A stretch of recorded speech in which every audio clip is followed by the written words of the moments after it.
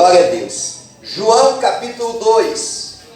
Depois que eu preguei hoje de manhã, o irmão Valdeci chegou para mim e falou assim: "Bah, pastor, eu preguei a mesma mensagem do domingo passado." Falei: "Tá bom, é sinal que Deus está trabalhando, né? Se Deus colocou no nosso coração igual, é que eu não assisti a mensagem dele. Como eu estava fora, acabei não tendo tempo nem de assistir no YouTube, tá? Tá lá no YouTube a mensagem dele. E eu creio que a pregação, o texto pode ser igual, mas a linha de raciocínio sempre muda, né? Então eu creio que cada domingo, com a mesma pregação, a gente pode aprender, receber algo novo, né? De qualquer forma. Então João capítulo 2, um texto até bem conhecido, né? Mas que com certeza vai falar muito conosco nesta noite. João capítulo 2 diz assim, ó: 3 dias depois, houve um casamento em Caná da Galileia. Achando-se ali a mãe de Jesus, Jesus também foi convidado com seus discípulos para o casamento. Tendo acabado o vinho, a mãe de Jesus lhe disse: "Eles não têm mais vinho." Mas Jesus lhe disse: "Mulher, que tenho eu contigo, ainda não é chegada a minha hora." Então ele falou aos serventes: "Fazei tudo o que ele vos disser." Estavam ali 6 talhas de pedra que os judeus usavam para as purificações, e cada uma levava 2 ou 3 metretas. Jesus lhes disse: "Enchei de água as talhas." E eles as encheram totalmente. Então lhes determinou: "Tirai agora e levai ao mestre-sala." Eles o fizeram. Tendo o mestre-sala provado a água transformada em vinho, não sabendo de onde viera, se bem que o sabiam os serventes que haviam tirado a água, chamou o noivo. Ele disse: "Todos costumam pôr primeiro bom vinho, e quando já beberam fartamente, serve o inferior. Tu, porém, guardaste bom vinho até agora." Com este deu Jesus princípio aos seus sinais em Caná da Galileia. Manifestou a sua glória e os seus discípulos creram nele. Amém? Glória a Deus. Muito bem, irmãos. Esse texto, irmãos, nos dá a possibilidade de extrairmos bons ensinamentos que vão contribuir muito para abençoar a nossa família. Amém? Estamos ainda na campanha A Ceia da Família. Depois, no final, na hora da oração, você vai receber, cada família vai receber um pãozinho consagrado para você compartilhar com a tua família, aquele membro da tua família que não veio, que ficou em casa, aquele membro da tua família que você está orando para ganhar ele para Jesus, para alcançar ele, para salvar ele também. Você vai compartilhar com ele na tua casa, você vai abençoar a tua casa, vai abençoar a tua família, né? Vai abençoar todo o teu lar lá em nome de Jesus, amém? Então esse texto ele nos traz bons ensinamentos que podemos aplicar com relação à nossa família. Mas antes deixa eu fazer uma breve introdução da mensagem desta noite. Todos aqueles, irmãos, que já frequentam uma igreja há algum tempo, já sabem que a palavra de Deus, a Bíblia Sagrada, ela é a bússola do cristão. É ela que nos dá a direção, é ela que nos dá a orientação para termos uma vida abençoada. Todo cristão que já tem uma certa caminhada de fé, sabe disso, porque já ouviu isso muitas vezes e até já comprovou no seu dia a dia, que a palavra ela tem resposta para tudo e é ela que nos orienta. Quem já tem uma certa experiência, já deve ter ouvido e também já deve ter praticado na sua vida, aquele texto que Jesus disse assim: "Aqueles que ouvem essas minhas palavras e as praticam, é semelhante ao homem que edificou a casa sobre a rocha. Veio o vento, a tempestade, deu com ímpeto contra ela, mas ela permaneceu em pé."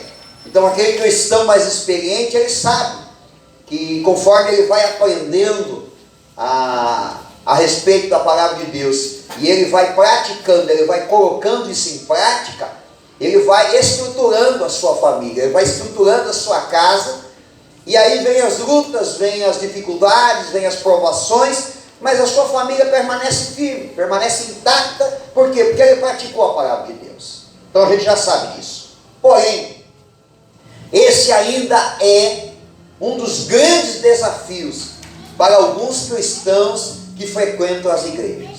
frequentam a igreja, vêm para a igreja, estão aí toda semana, mas tem dificuldade de aplicar na sua vida aquilo que aprende da palavra de Deus. Alguns porque não se convenceram ainda totalmente, criaram um estilo de vida, copiaram o estilo de vida do mundo, assimilaram uma ideia na cabeça e não aceitam uma mudança, acabam não concordando. Então elas vão até um certo ponto do que nós pregamos. O pastor prega A, B, C, ela ouve, ela acredita e ela pratica. Mas quando passamos a pregar o D, o C e assim por diante, algumas partes a pessoa não aplica na sua vida, porque ela diz assim: não, eu não concordo, eu acho que é diferente. E aí a palavra de Deus lá em Hebreus capítulo 13, versículo 17, diz assim, obedecei aos vossos líderes. Esse é um tabu ainda para ser quebrado. É a obediência das pessoas naquilo que é pregado sobre a palavra de Deus. Não estamos falando de uma doutrina de uma igreja, estamos falando da palavra de Deus, no cumprimento da palavra de Deus.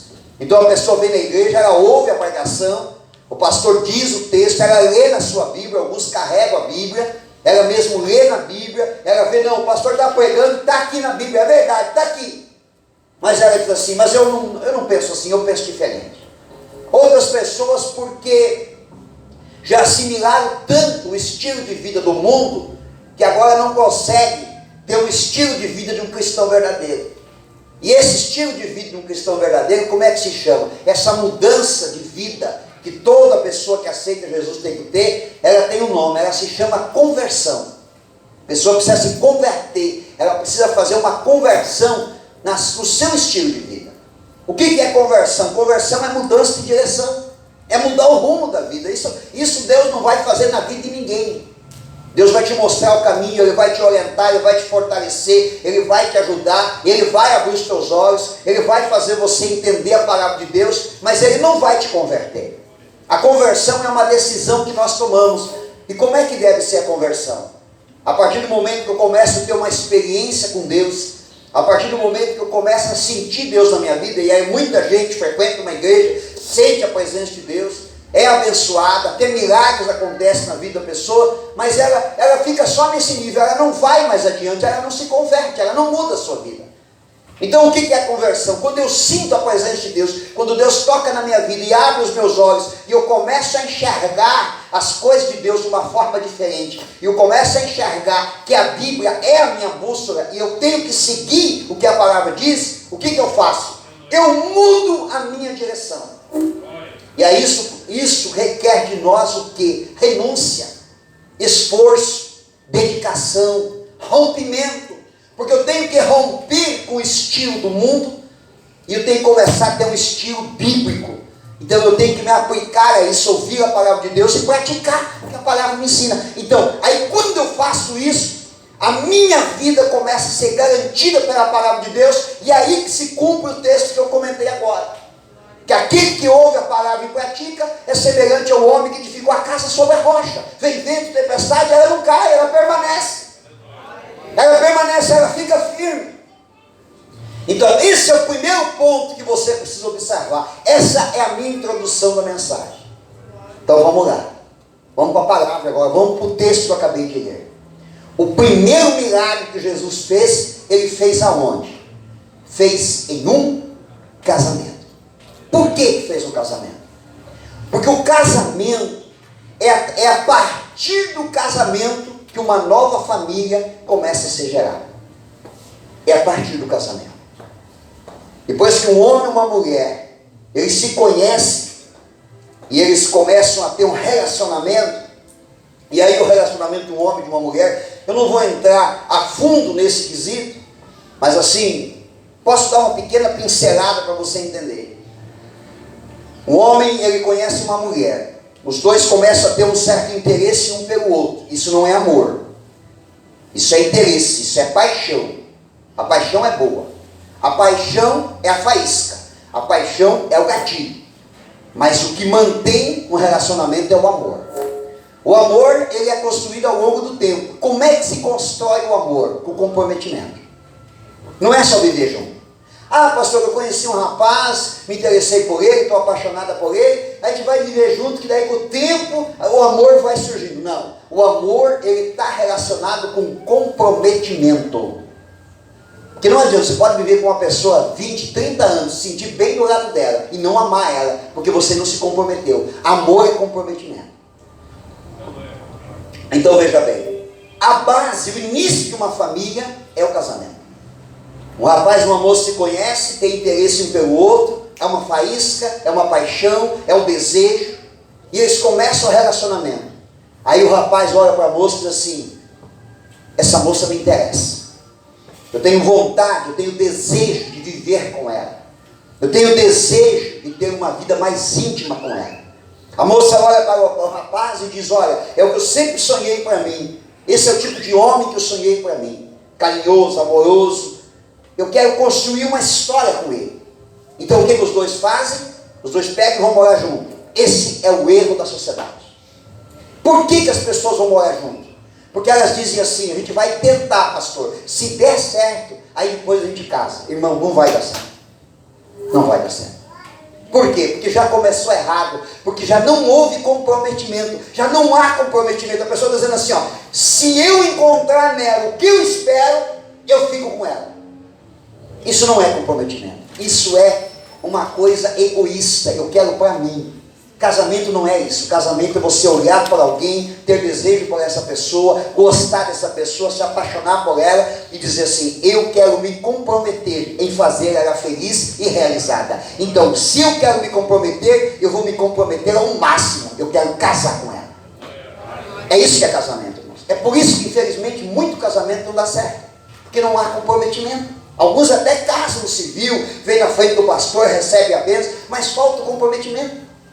Então casamento é comprometimento, porque casamento, irmãos, não é apenas um homem e uma mulher ter uma aventura, é o início de uma família. Olha, eu olho para cá, eu vejo tantos casais aí, alguns com filhos no braço. Filhos, irmãos, filhos. Crianças que foram gerados. De que forma uma criança é gerada, irmãos? Pela união de um homem e uma mulher. E se não houver comprometimento, como é que será essa família? Podemos chamar de família? Não, não podemos. Uma família não é um homem numa casa, a mulher numa outra casa, e o filho de vez em quando de lá para cá, ou de posse da mulher, ou de posse do homem. Isso não é uma família, não é uma família. Não é uma família. São duas pessoas que por um interesse, por um desejo, um dia se uniram sem comprometimento. Se houver comprometimento, irmão, se houver comprometimento, o casamento vai dar certo. E não precisa ser crente, não. Semana passada eu e a pastora completamos 28 anos de casados. 28 anos de casados. E quando nós casamos, eu não era crente. Mas o dia que eu olhei para ela, o meu coração bateu mais forte, os meus olhos brilharam, e eu disse assim para mim mesmo: estou apaixonado por essa mulher, eu quero viver com ela, eu quero casar com ela, eu quero respeitar ela. Eu, no meu coração, eu não disse para Deus porque não era crente, eu disse para mim, mas depois quando me converti eu disse para Deus, mas eu falei para mim mesmo: a partir de hoje os meus lábios beijarão apenas essa mulher enquanto eu viver. E eu me comprometi com ela, e ela se comprometeu comigo, por isso deu certo. É perfeito, irmãos? Não é. Eu apanho de vez em quando. Não fala embaixo, não apanho de novo. Deixa eu falar um negócio, ninguém fique bravo comigo, tá? Existem dois tipos de homem que não é mandado por uma mulher. Você sabia? Os que não são casados e não tem mais a mãe, e os mentirosos. Brincadeira, tá, gente? Brincadeira. Opa, oi, amor. Comprometimento, irmãos. Agora eu quero fazer uma pergunta para você. Por que Jesus fez o primeiro milagre em um casamento? Por que será? Porque era uma oportunidade pública de fazer? Não. Isso nos deixa um indício de como Deus olha para a família desde o início. Desde o início Deus quer fazer parte. Então, a primeira coisa, irmãos, que tem que acontecer é ter comprometimento. Segunda, é casar. Tem que casar. Rejeite esse negócio de vamos ficar amontoados aí até a hora que der certo. Porque senão uma hora não vai dar certo e vocês vão separar. Mas também não adianta casar sem comprometimento. Não, vamos casar porque o pastor disse que tem que casar. Não, tem que ter comprometimento, tem que ter sinceridade. Dizer, não, eu quero viver com essa mulher até o resto dos meus dias. Comprometimento.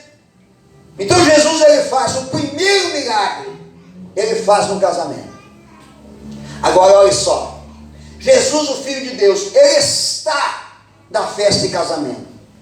A presença de Jesus na festa de casamento, a presença de Jesus no casamento impediu de acontecer um problema no casamento? Não impediu. Não impediu. Mas houve a possibilidade de gerar um milagre e resolver o problema. É isso que você precisa entender. Que quando surge um problema na tua família, não adianta dizer assim, que adianta eu ir na igreja? Que adiantou me batizar?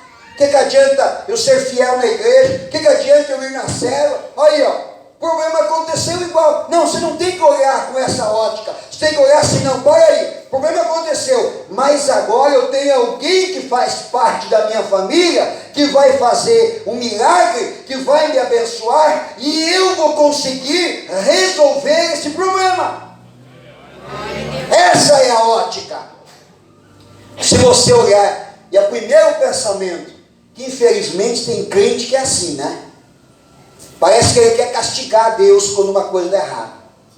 Não, se acontecer isso, pastor, eu vou até sair da igreja. Mas saia. Você acha que você sair da igreja, a igreja vai acabar? Você acha que o pastor vai passar a noite em casa chorando? O irmão saiu da igreja. Eu vou lamentar, porque eu vou dizer assim, poxa vida, que passo errado o irmão deu. Mas você acha que isso vai castigar a Deus? Não, e não vai resolver o problema. Então mesmo Jesus estando no casamento, não evitou do problema surgir, mas houve a possibilidade e uma rapidez maior de ver o milagre acontecer. Porque ninguém precisou sair correndo, porque a solução já estava lá dentro do casamento. Hoje que a gente vê gente correndo em busca de uma solução. Por quê? Porque aquele que tem poder para resolver o problema não está presente com elas. Aí elas saem correndo, saem desesperadas, à procura, em busca. Quem tem Jesus 100% na sua vida, vai dizer assim, Jesus, estou com um problema aqui. Dá uma mãozinha aí, ajuda a resolver. Há dias atrás eu estava com um problema para resolver. Aí eu perdi uma parte da noite, preocupado. E acordei bem cedo pela manhã, dobrei o meu joelho, orei, falei, Senhor, estamos com problema. Estamos com problema. Se ele faz parte da minha vida, por que eu vou assumir o problema sozinho? Falei, Senhor, estamos com um problema para resolver. E aí fui bem sincero com ele assim, disse, Deus, eu não sei como resolver. Dá teu jeito. E botei na mão de Deus, levantei dali, fui tomar um café gostoso, fiz um cuscuz com ovo, um cafezinho forte, bem gostoso, sentei na mesa, fui tomar meu café tranquilo. Algumas horas depois, o problema estava resolvido. O problema estava resolvido. Amém? Eu já vou caminhar para encerrar a mensagem. Aconteceu algo nesse casamento. Acabou o vinho. O vinho, ele pode ter várias interpretações, vários significados. Agora há pouco falamos aqui do suco da videira, que representa o sangue de Jesus. O vinho tinha vários sentidos, mas um deles, que é nesse que eu quero focar nessa noite. O vinho numa festa representava, que era em Salmos diz isso, que o vinho representava a alegria de um casamento. As pessoas iam para comemorar o casamento, além de festejar, bebiam vinho, ficavam todos alegres. Então, vinho no casamento, além de outros valores que ele tinha, ele também tinha o valor da alegria. Um casamento sem vinho é um casamento sem alegria. São vários os motivos, irmãos, são vários os motivos que uma família perde a alegria. São vários motivos. Brigas, enfermidades, a perca de alguém querido, o rompimento de um casamento, um filho nas drogas ou na cadeia, uma discussão, brigas constantes, falta de dinheiro. Irmãos, eu poderia trazer uma lista enorme de motivos que tiram a alegria de uma família. Naquele dia, não foi uma coisa pública assim, que ficaram desesperados, gente, acabou o vinho. Não, era nos bastidores. Assim como muitas vezes acontece em algumas famílias, que você olha e a aparência está tudo bem, mas no bastidor, quem convive com essas pessoas na família, nos bastidores, sabe que está faltando alegria dentro daquela casa. Só que aquela família, dessa história bíblica, eles tinham convidado, primeiro convidaram Maria, e também convidaram Jesus para o casamento, mas eu quero focar na figura da Maria. A Maria, mãe de Jesus, era uma mulher de Deus. E a Maria, mãe de Jesus, era uma mulher observadora, como na maior parte das vezes as mulheres são. O homem não é observador, a mulher é. Quer comprar um carro? Tem homem que vai comprar carro, nunca leva a mulher para ver o carro. Leva a mulher. Tudo que é defeito tiver no carro, ela vai enxergar.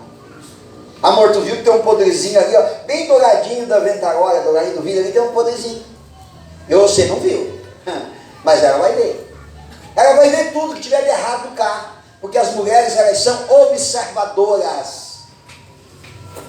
Às vezes a gente encontra alguém, encontra uma pessoa, o homem olha e vê a pessoa, vê se a roupa da pessoa é azul, se é rosa. A mulher não, a mulher já enxerga mais além, diz assim, nossa, aquela irmã estava usando uma meia calça de florzinha. Como é que enxergou isso? Enxerga tudo. Enxerga até a piranha que estava no cabelo da irmã. Ah, é uma piranhazinha rosa.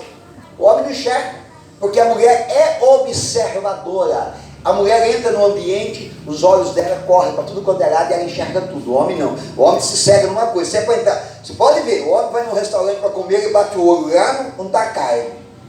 Ele não vê o resto, não vê nada. A mulher vê tudo, diz assim, eu já fui em restaurante com a pastora, entrando, eu já olhei, já vi aquela fumaceira lá no grelhado, já disse, pá, vou comer carne hoje, e ela me cutucou e disse, vamos comer em outro lugar que aqui está sujo. Falei, está sujo? Aí comecei a olhar, não é que estava mesmo? Outro dia paramos em Santa Catarina para almoçar, estava uma turma com nós. Quando paramos, que entramos assim, eu já mais com uma fome violenta, louco para atacar o buffet, ela disse assim, nossa, aquele lugar aqui é ruim, cheio de mosca. Foi mosca onde? Não tinha visto mosca. Aí parei para olhar, não é que estava cheio de mosca mesmo? Maria observadora, ela viu o pessoal correndo nos bastidores, e ela foi devagarzinho, deu uma olhada e disse assim, está acontecendo, gente? Aí alguém disse assim, acabou o vinho. Acabou o vinho. Aí Maria vai até Jesus e diz para Jesus assim, ó, Jesus, acabou o motivo da alegria deles. Você precisa fazer alguma coisa. Como é bom ter alguém perto de nós, de Deus, que nem Maria, uma pessoa inspirada, uma pessoa observadora, uma pessoa cheia de Deus, para nos dar uma indicação, dizer, não, faz assim que vai dar certo. Ela vai lá e chama Jesus e pede para Jesus resolver o problema. Deixa eu falar uma coisa para você nessa noite. Talvez ninguém tenha notado.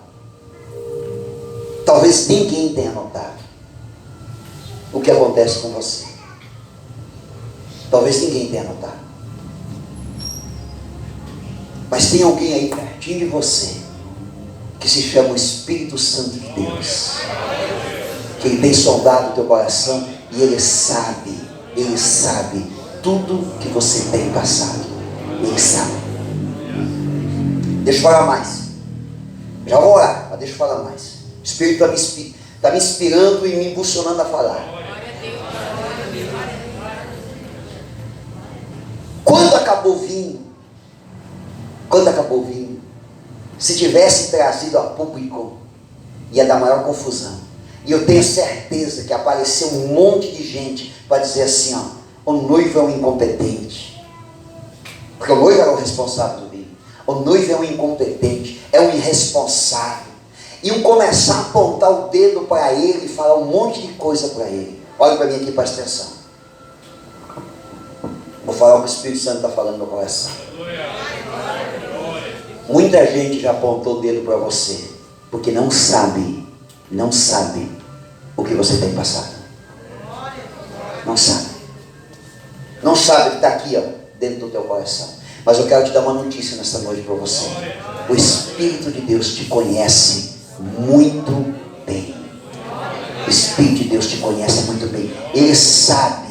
Nenhuma lágrima tua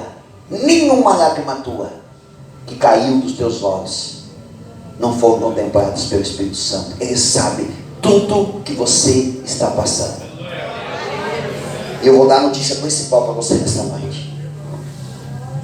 A notícia principal é que o Espírito Santo não está sozinho. Jesus está aqui. Nesta noite está aqui. E assim como Ele transformou a água em vinho, Ele vai transformar esse momento de tristeza que você está vivendo. Ele vai transformar ele em muita alegria. Em nome de Jesus, fique em pé. Eu quero orar por você.